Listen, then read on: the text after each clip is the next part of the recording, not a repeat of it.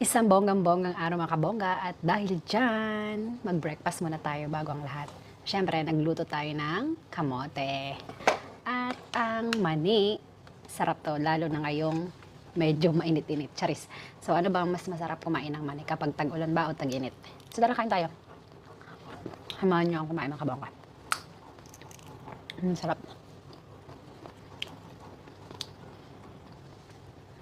So kapag dry pala yung mani, ang tagal pa lang lutuin.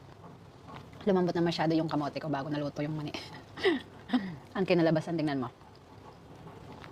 Masyadong lumambot yung kamote natin, mga kabongga.